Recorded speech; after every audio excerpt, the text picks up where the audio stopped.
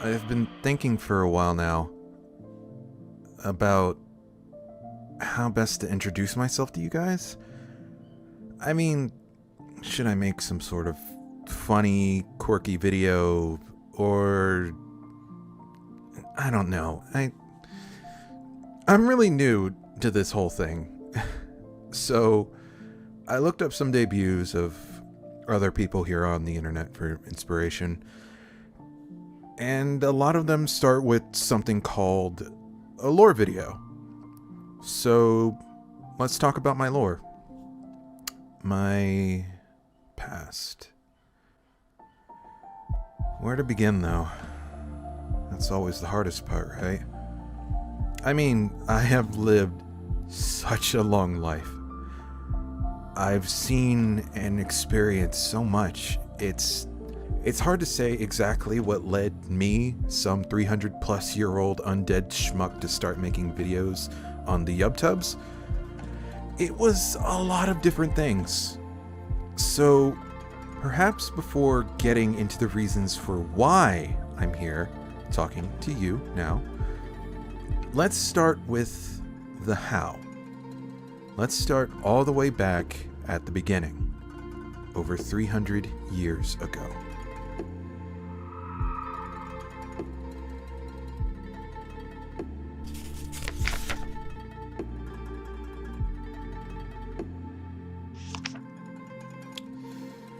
Tell me, what's your earliest memory? If you really had to think about it, how far back can you remember? A birthday party, your parents reading you a bedtime story, or maybe even something as simple as playing with your favorite toy when you were little. For me, it's a different experience. I remember flashes. Just like still images, people, monsters, fighting. There was shouting, too. The sounds of battle and bloodshed. It was a war. At least, that's what I think it was. Between who and for what, I couldn't tell you. Just that I almost definitely met my end there. The final image burned in my mind's eye is a bit blurry, but there's someone there, looking at me, hand outstretched towards me. They call my name, but it's not a name I recognize, nor can I hear it. It's too muffled. What comes after that was the darkness, the void. To this day, I wish I could tell you exactly where I was, but I don't have the faintest clue. Maybe that's all that awaits us after we pass on, the infinite, crushing blackness of eternity. But I was conscious. That was the weird part. I could think I was self-aware, for lack of a better term, but I couldn't remember who I was or how I got there. I had those scraps of memory, the images I told you guys about, but that was it. No body, no arms or legs to flail about. I was nothing but floating thoughts wandering through a starless night sky.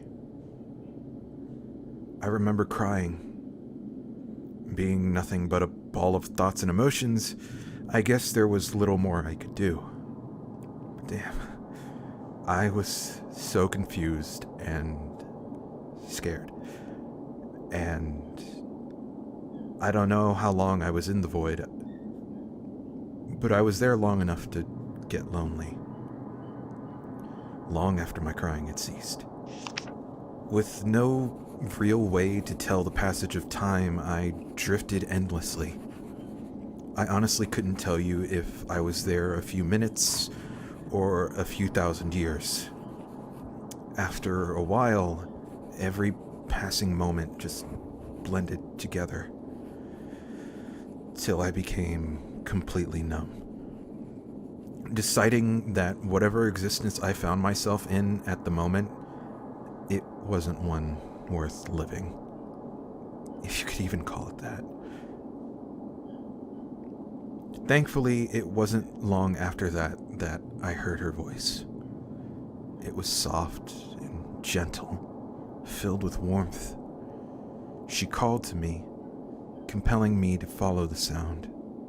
And let me tell you, bruv, it didn't exactly take me much convincing to follow those instructions.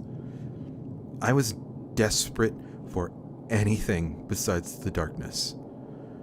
So I used everything in whatever the hell I had left to swim my way through the nothingness to find my way towards that voice. As I got closer to it, I remember a light. Not like one in the distance, more like the darkness slowly turning to white. All of it, everywhere, all around me.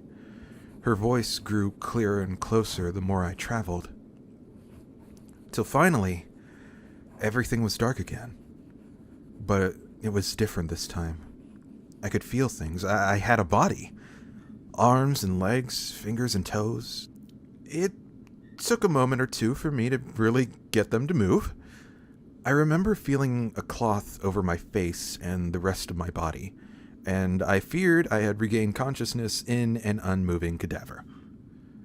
Panic took hold of me, and I just started convulsing. Desperate to move something, I moved everything? Oh, and I was screaming too. Hey, listen, you try getting resurrected from the dead and not freaking the hell out.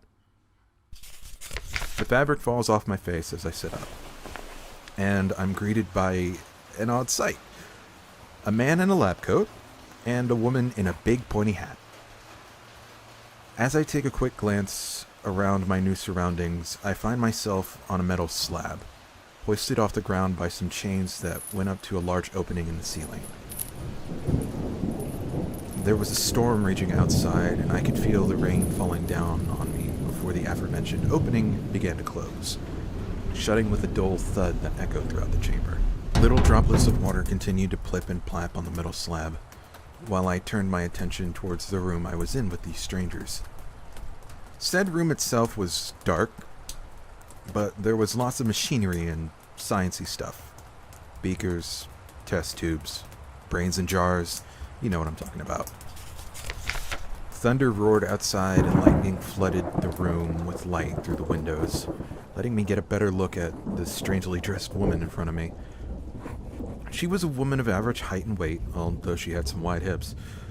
Her age looked somewhere between 30 and suspiciously youthful for anything past 30.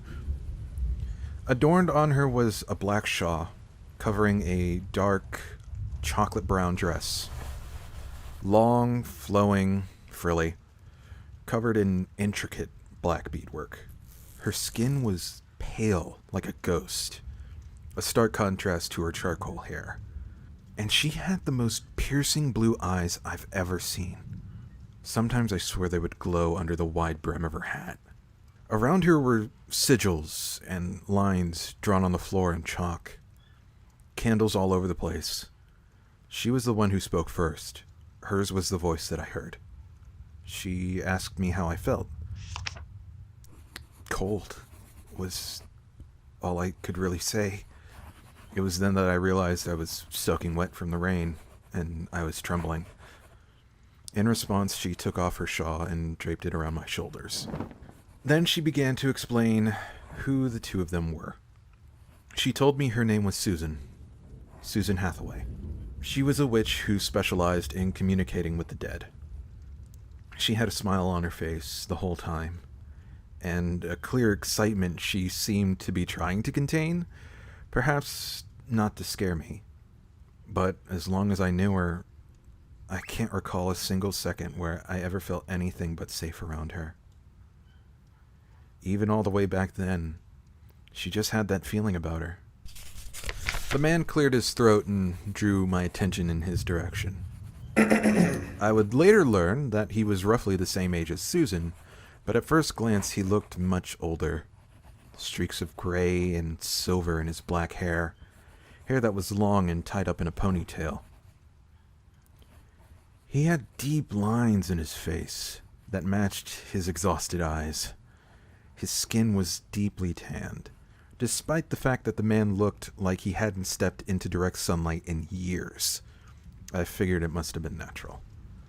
One might think he had some unkempt beard or stubble to complete the look, but he was actually clean-shaven.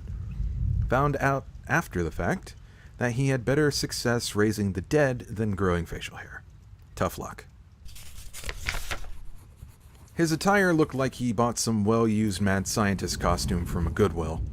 The most striking feature was the dingy lab coat, of course, then the rusty goggles atop his head that had way too many lenses.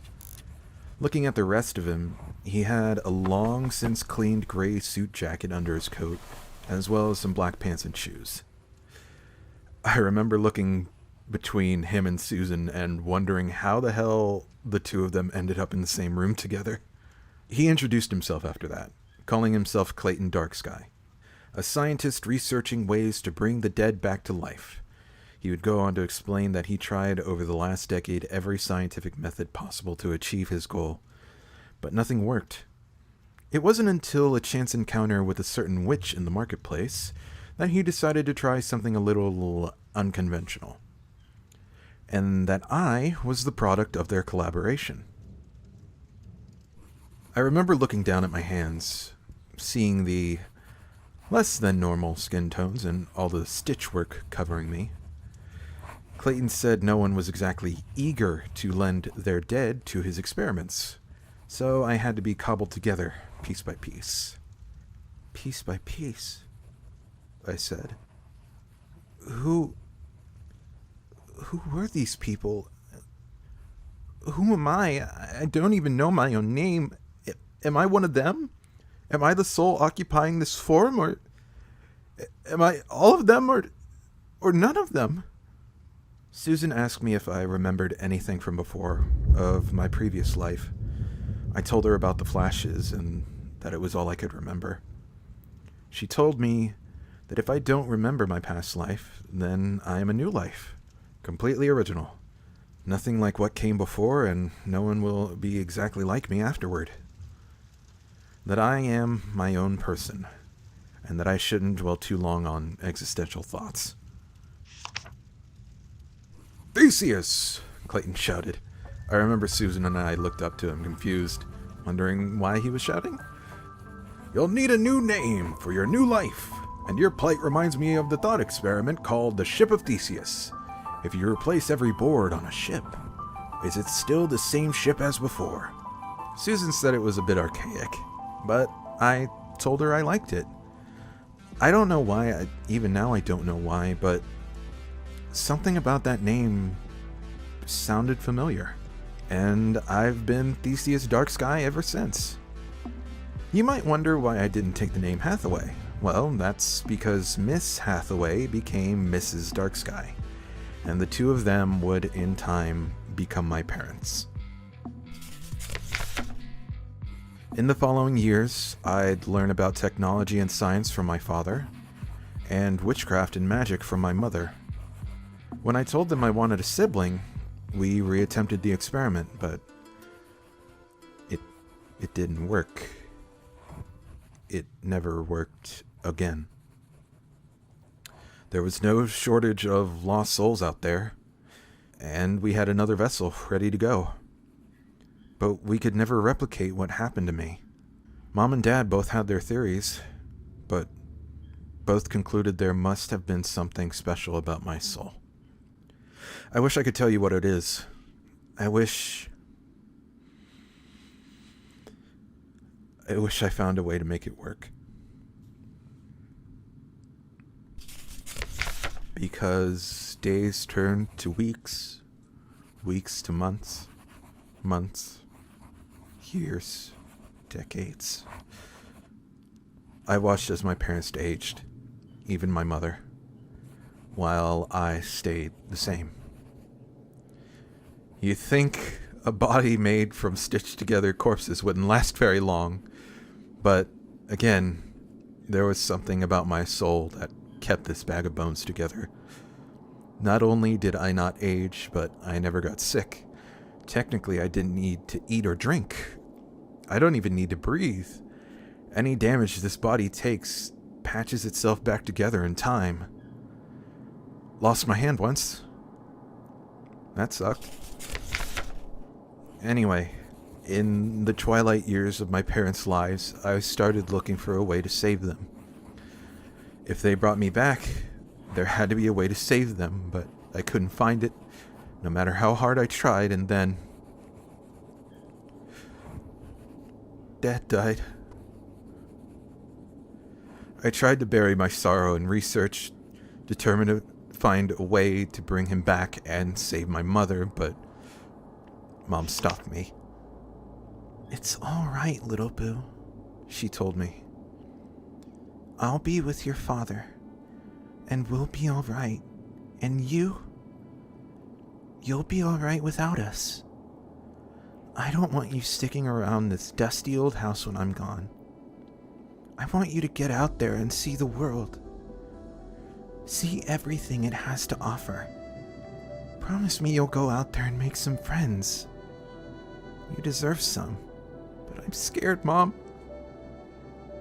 I don't want to be alone. Not again. Not like in the void." "Listen to me, little boo. Wherever you go, your father and I will always be with you. Our bond is just as strong and everlasting as your soul. I promise you that. And the memories we've forged together are eternal. Now get out there. I want the world to see my baby boy and love him just as much as I do."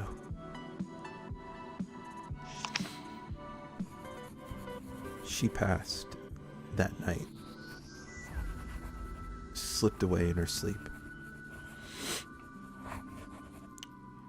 I spent the next couple of days crying.